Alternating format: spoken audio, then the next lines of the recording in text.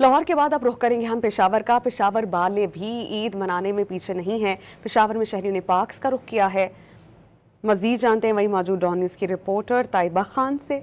ताइबा बताइएगा, बच्चे कितना एंजॉय कर रहे हैं?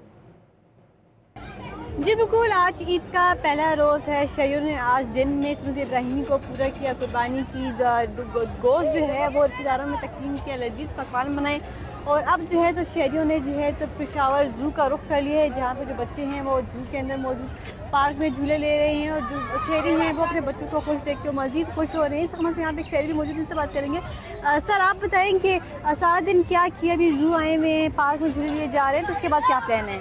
बस सुबह तो टाइम कुर्बानी का था, कुर्बानी किया। कुर्बानी के बाद ये बच्चे इंशाल्लाह अभी चक्कर के लिए लेकर आए हैं। इसके बाद अपने जो चचा का घर है, बब्बू के घर है, वहाँ पर जाना पड़ेगा।